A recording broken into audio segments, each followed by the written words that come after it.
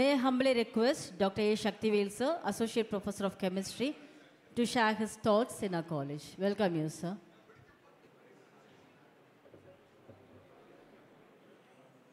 அனைவருக்கும் வணக்கம். இந்த இனிய மாலை பொழுதில் எங்களுக்காக நடைபெறும் பணி நிறைவு பாராட்டு விழாவில் நான் கலந்து கொள்வது எனக்கு ஒரு நெகிழ்வான நிகழ்வாகும்.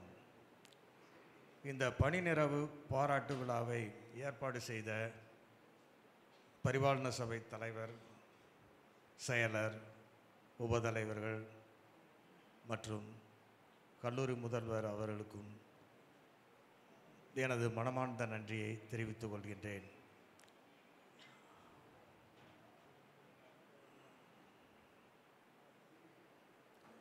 இந்த கல்லூரியில் பயின்ற மாணவனாகிய நான் இந்த கல்லூரியிலேயே பணிபுரியும் வாய்ப்பை எனக்கு நல்கிய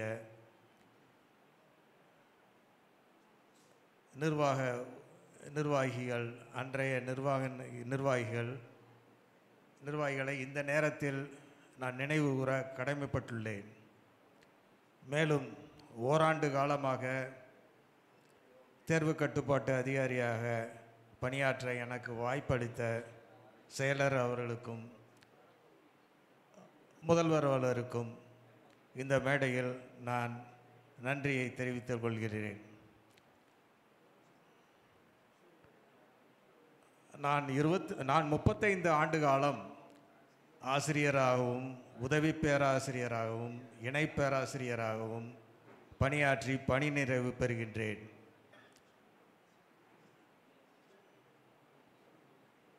இது எனக்கு ஒரு அரிய வாய்ப்பாகும். இந்த வாய்ப்பை நல்கிய இறைவனுக்கு முதலில் என் நன்றியை தெரிவித்துக் கொள்கின்றேன். 1981 1986 வரை உயர்கல்வி பெறுவதற்கு எனக்கு வாய்ப்பு கிடைத்தது. இந்த வாய்ப்பை நல்கிய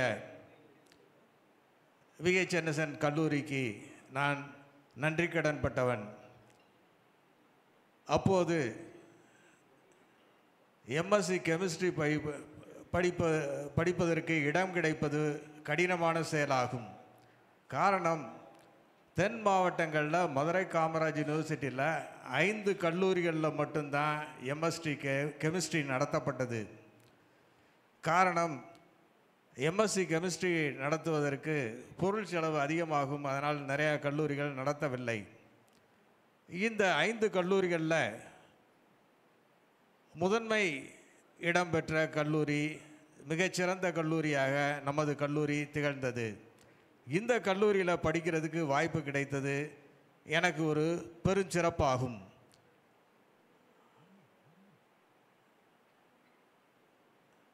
இந்த கல்லூரியில் இதனுடைய பெருமைகள் சிலவற்றை நான் நினைவு கூற இந்த நேரத்தில் விரும்புகிறேன். எங்களுடைய டிபார்ட்மெண்ட்டில் 2 ஐஜிக்கள் உருவாக்கப்பட்டிருக்கு. இத்தகைய டிபார்ட்மெண்ட்டில் நான் படிச்சிருக்கேங்கிறது ஒரு பெருமையான செயலாகும். 2 பேருமே ராதாகிருஷ்ணன். ஒருவர் BSc கெமிஸ்ட்ரியும் MA இங்கிலீஷும் பயின்றவர். அவர் இப்போ சமீப காலத்தில் தான் ஐஜியாக இருந்து ரிட்டையர்ட் ஆனார். இன்னொருவரும் ராதாகிருஷ்ணன் தான். அவர் சிவகாசிக்கு பக்கத்தில் மீனம்பட்டியில், அவருடைய சொந்த ஊர் மீனம்பட்டி. அவர் இங்கே MSc பயின்று ஒரு நல்ல பொறுப்பில் இருந்திருக்காரு. அதே மாதிரி சட்டசபையில் சபாநாயகராக இருந்த காளிமுத்து நமது கல்லூரியில் பயின்றவர். மேலும் ஜனாதிபதி அப்துல் கலாமோட பர்சனல் அசிஸ்டண்ட் PA நமது கல்லூரியில் பயின்றவர். இத்தகைய சிறப்புடைய கல்லூரியில் பயின்றோங்கிறது எனக்கு ஒரு பெருஞ்சிறப்பாகும். மேலும் இந்த கல்லூரி நிறைய டாக்டர்களை உருவாக்கியிருக்கு. குறிப்பாக விருதுநகரில் உள்ள லீடிங் டாக்டரில் காளிதாஸ் டாக்டர் இங்கே பயின்றவர்.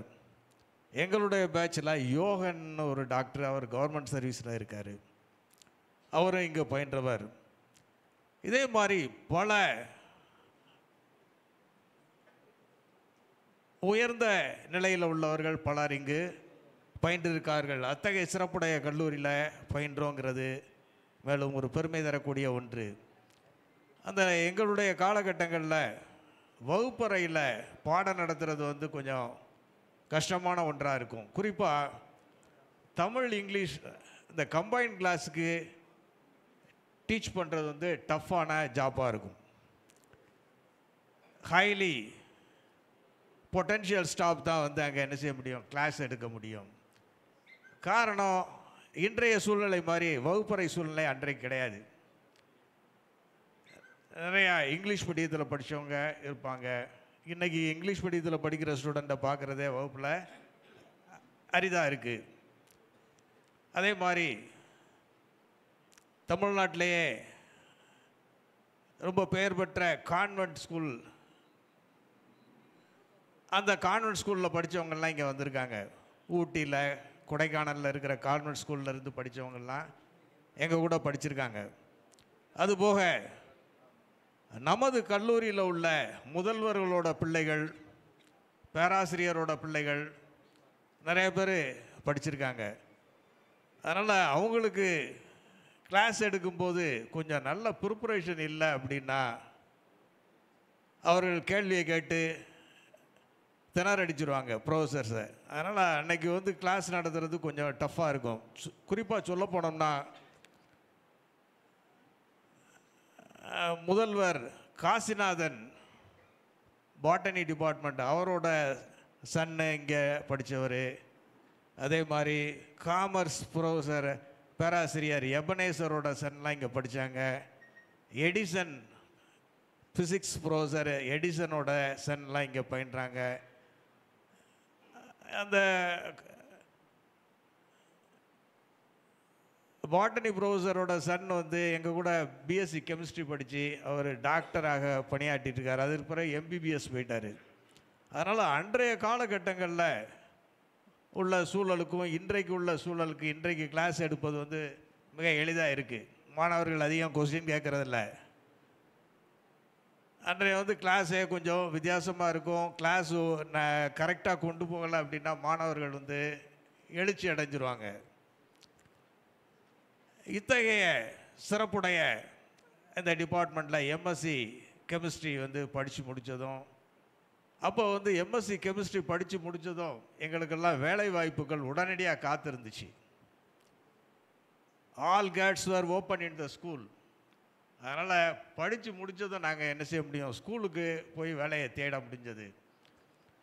எங்களுடைய ப்ரொஃபஸர் பேராசிரியர் ராஜசேகரன் அடிக்கடி சொல்கிறது உண்டு. அவர் படித்து முடித்ததும், அவர் எம்எஸ்சி முடித்ததும் வீட்டில் இருந்தார். அவரை போய் கூட்டுட்டு வந்து வேலை கொடுத்ததா சொல்லுவார்.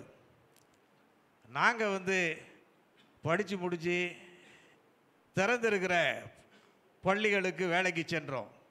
ஆனால் இன்றைய சூழ்நிலை தலைகளாக மாறி இருக்கு. வேலையை விலை கொடுத்து வாங்க வேண்டிய நிலையாக இருக்குது. இந்த மாதிரி பிஎஸ்சி எம்எஸ்சி முடிச்சுட்டு உடனடியாக பள்ளியில் வேலைக்கு சேர்ந்தோம். அங்கே பக்கத்தில் இருக்கிற பள்ளிகளெல்லாம் போய் உள்ள பிஜி அசிஸ்டன்ட் கெமிஸ்ட்ரி யார் அப்படின்னு பார்த்தோம்னா பூரா எங்கள் டிபார்ட்மெண்ட்டில் படித்தவங்களாக தான் இருந்தாங்க. ஏன் அப்படின்னா 5 கல்லூரிகளில் மட்டும்தான். அப்போ வெளியே வர்ற அவுட்புட் வந்து அன்றைக்கி ரொம்ப குறைவாக இருந்துச்சு. பெரும்பாலான ஸ்கூல்களில் பூரா நம்ம காலேஜில் படித்தவங்க தான் பிஜி அசிஸ்டண்ட்டாக ஒர்க் பண்ணிக்கிட்டு இருந்தாங்க. எங்கள் பேராசிரியர் சண்முக சுந்தரம் ஞானசேகரன் அடிக்கடி சொல்கிறது உண்டு, ஸ்கூல் டீச்சர்லாம் செகண்ட் லெவல் ஸ்டூடெண்ட் தான் அப்படின்னு சொல்லுவார். ஏன்னா எங்கள் டிபார்ட்மெண்ட்லேருந்து நிறையா படித்தவர்கள் வந்து ஹையர் எஜுகேஷனுக்கு ப்ரீமியர் இன்ஸ்டியூட்டுக்கே போவாங்க. ஐஐடி ஐஎஸ்சிக்கு இதுக்கெலாம் போவாங்க. எங்களுடைய டிபார்ட்மெண்ட்டில் படித்தவங்க ஐஐடி ப்ரொஃபஸர்ஸாக இருக்காங்க. அதே மாதிரி சென்ட்ரல் இன்ஸ்டியூட்டில் சென்ட்ரல் இதில் வந்து நிறையா என்ன செய்கிறாங்க, 2-3 பேர் ப்ரொஃபஸர்ஸாக இருக்காங்க. அதனால் அவர் ஸ்கூல் டீச்சர்ஸ்லாம் second level teachers, second level ஸ்டூடெண்ட்ஸ்னு சொல்லுவார். ஆனால் நாங்கள் இதை கொஞ்சம் அவர் சொல்கிற கருத்தை மாற்றி அமைக்கணும்னு எங்கள் பேட்சில் 16 பேர் எம்எஸ்சி படித்தோம். 16 பேரில் 12 பேர் வந்து ஹையர் செகண்டரி ஸ்கூல் டீச்சர்ஸாக போனோம். அதில் ஒருத்தர் வந்து ரஷ்யாவில் சயின்டிஸ்டாக இருக்கார். 16 பேருக்குமே இமிடியேட்டாக நல்ல ஜாபில் இருந்தோம். அப்போ எங்களுடைய டிபார்ட்மெண்ட் வந்து அன்னைக்கு வந்து நல்ல எல்லாருக்கும் ஒரு தரமான கல்வி, தரமான டீச்சிங் அன்னைக்கு எங்கள் டிபார்ட்மெண்ட்டில் இருந்துச்சு. அதனால் நல்ல நிலையை அடைய முடிந்தது. அந்த 12 பேருமே இன்று வந்து என்னன்னா நல்ல ஒரு பொசிஷனில் இருந்து ரிட்டையர்ட் ஆகிருக்கோம். அப்போ இந்த அவருடைய கருத்தை மாற்றி அமைக்கணும் அப்படின்ட்டு நான் 1990 ஸ்டேட் லெவல் ஸ்க்ரீனிங் டெஸ்ட்டு ஒன்று நடந்துச்சு. அப்போ தான் ஃபஸ்ட்டு காலேஜ் டீச்சர்ஸுக்கு எலிஜிபிலிட்டி டெஸ்ட்டு வைக்கிறாங்க. அந்த டெஸ்ட்டு வந்து நான் ஜாபில் ஜாயின் பண்ண பிறகு முதல் முறையாக எழுதினேன். எழுதி பாஸ் பண்ணிட்டேன். அதுக்கு பிறகு 96 group 1 service commission for direct recruitment for district educational officer, இதுவும் என்னால் பாஸ் பண்ண முடிந்தது. இந்த பாஸ் பண்ண முடிந்ததுக்கு காரணம் எங்கள் டிபார்ட்மெண்ட் கொடுத்த ஃபீடிங் தான். இந்த ஃபீடிங்கில் நாங்கள் வந்து என்ன செஞ்சுருக்கோம், செகண்ட் லெவலில் இருக்கிற ஸ்டூடெண்ட்ஸ் இல்லை, நாங்களும் ஃபஸ்ட் லெவல் ஸ்டூடெண்ட் தான் அப்படிங்கிறத நிரூபிக்க முடிந்தது. இதன் பின்பு ஒரு குறிப்பிட்ட காலத்துக்கு பிறகு 2001 நான் இங்கே நமது கல்லூரியில் வந்து ஜாயின் பண்ண, அங்கே போஸ்ட்டை ரிசைன் பண்ணிவிட்டு வந்தேன். நான் வந்த நேரம் ரெக்ரூட்மெண்ட் பேன்னு ஒரு 6.5 ஆண்டுகள் அந்த ரெக்ரூட்மெண்ட் பேனில் நான் மாட்டிக்கிட்டேன். அப்போ 6.5 ஆண்டுகள் வந்து பணிபுரியும் வாய்ப்பு, எனக்கு அரசு பணிபுரியும் வாய்ப்பு கிடைக்கல.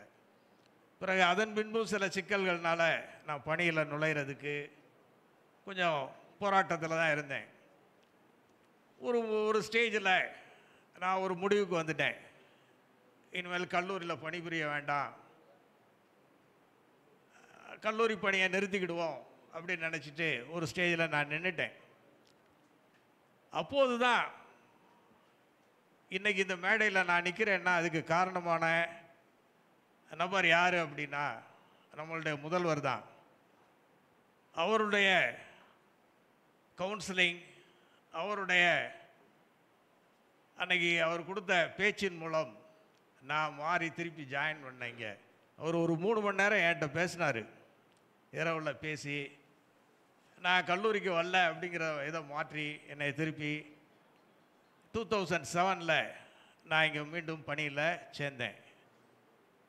அதனால் இந்த மேடையில் நான் கல்லூரி முதல்வருக்கு நன்றியை கூற கடமைப்பட்டுள்ளேன்.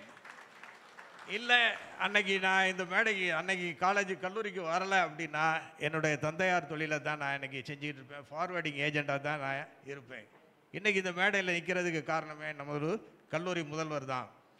அவரும் எங்களுடைய துறையில் உள்ள சாமியும் எனக்கு கொஞ்சம் நேரம் வந்து அட்வைஸ் பண்ணி கவுன்சிலிங் கொடுத்து என்னை மீண்டும் இங்கே கூப்பிட்டு வந்தாங்க. அதனால் இந்த மேடையில் அவர்களுக்கு மீண்டும் எனது நன்றியை தெரிவித்துக் கொள்கின்றேன். பின்பு ஒரு 5 ஆண்டுகள் எங்களுடைய டிபார்ட்மெண்ட்டில் நடைபெற்ற கான்ஃபரன்ஸு, இன்டர் காலேஜ் ப்ரோக்ராம், இதிலெல்லாம் அவங்களோட சேர்ந்து கோஆர்டினேட் பண்ணி அவர்களுக்கிடையே உள்ள சாரை சார், சாமி சார், ராமன் சாரோட மிக நெருக்கமான நட்பை ஏற்படுத்தி கொண்டேன். பின்பு 2007 டீச்சிங் ப்ரொஃபஷனுக்கு என்ன வேணும்னா ஒரு 3 டைமென்ஷன் வேணும் அப்படின்னு எங்கள் ப்ரொஃபஸர் சொல்லுவார். 3 டைமென்ஷன் இருந்தால் தான் ஹையர் எஜுகேஷன் வந்து நன்றாக இருக்கும். அந்த 3 டைமென்ஷனை எனக்கு வழங்கியவர் வந்து என்னுடைய நண்பர் ராமன் சார் தான். அவருடைய கைடன்ஸில் நான் பிஹெச்டி பண்ணி என்னுடைய தகுதியை மேலும் வளர்த்து கொள்வதற்கு உறுதுணையாக இருந்துச்சு. அதனால் இந்த நேரத்தில் ராமன் சாருக்கு நன்றியை கூற கடமைப்பட்டுள்ளேன். இவ்வாறு என்னுடைய கேரியரை நடத்திக்கிட்டு இருக்கும் போது பிஹெச்டிலாம் வாங்கின பிறகு நான் அதிகம் டிபார்ட்மெண்ட்டை விட்டு வெளியே வரமாட்டேன். அப்போ என்னை முதல்ல வெளியே கொண்டு வந்தவர் சுந்தரபாண்டியன் சார் தான்.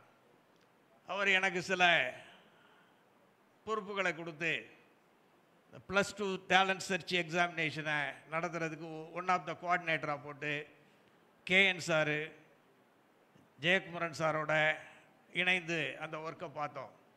இதுதான் நான் முதல்ல டிபார்ட்மெண்ட்டை விட்டு வந்து வெளியே வந்து கல்லூரிக்காக செய்த பணியாக இருக்கும். அதனால் இந்த நேரத்தில் என்னுடன் இணைந்து செயல்பட்ட நாகராஜன் சாரு ஜெயக்குமரன் சார் ஆகியோருக்கும் என்னுடைய நன்றியை தெரிவித்துக் கொள்கின்றேன். இது ஒரு 7 அல்லது 8 ஆண்டுகள் இந்த ப்ரோக்ராமை நடத்தினோம். இந்த ப்ரோக்ராம் நடத்துறதுனால கிடைத்த அனுபவத்தில் ராமன் சாருடன் இன்ஸ்பயர் ப்ரோக்ராம் மிக திறம்பட செய்ய முடிந்தது. அந்த இன்ஸ்பயர் ப்ரோக்ராமுக்கு 150 மாணவர்களை சேர்க்கணும். தமிழ்நாட்டில் உள்ள 150 மாணவர்களை சேர்க்கணும். அந்த 150 மாணவர்களை சேர்ப்பதற்கு நிறைய கல்லூரிகள் வந்து இந்த ப்ரோக்ராம் ஃபண்டை வாங்கிட்டு நடத்த முடியாமல் இருந்தாங்க. நாங்கள் முதல் முறையே 150 மாணவர்கள், ஏன்னா ஸ்கூலில் பழக்கங்கள் எங்களுக்கு ஏற்பட்டுச்சு. இந்த பழக்கங்களின் காரணமாக இதை 6 ஆண்டுகள் நாங்கள் திறம்பட நடத்தினோம். அதுக்கும் ராமன் சாருக்கு, எனக்கு அந்த வாய்ப்பை கொடுத்த ராமன் சாருக்கு நன்றியை கூற கடமைப்பட்டுள்ளேன். இவ்வாறாக சுந்தரபாண்டியன் சாரின் மூலம் இந்த மாதிரி காலேஜில் உள்ள சில பணிகளில் ஈடுபடுவதற்கு என்னை ஈடுபடுத்திய சுந்தரபாண்டியன் சாரை இந்த நேரத்தில் நினைவுகூர கடமைப்பட்டுள்ளேன். அதன் பின்பு 16-17 ஹாஸ்டல் வார்டனாக நியமித்தார் சுந்தரபாண்டியன் சார். பிறகு ஓராண்டு கழித்து ஜாயின்ட் கண்ட்ரோலர் ஆஃப் எக்ஸாமினேஷனில் ஒரு 5 ஆண்டுகள் பணிபுரிய எனக்கு வாய்ப்பை கொடுத்தார். அதனால் இந்த நேரத்தில் அவர் சாரையும் நினைவு கூற கடமைப்பட்டுள்ளேன். தற்போது 24 ஆண்டுகள் பணிபுரிந்து பணி நிறைவை மனநிறைவுடன் ஏற்றுக்கொள்கின்றேன். இந்த நேரத்தில் மீண்டும் ஒரு முறை நான் கூறிய அனைவருக்கும் நன்றி கூற கடமைப்பட்டுள்ளேன். நன்றி.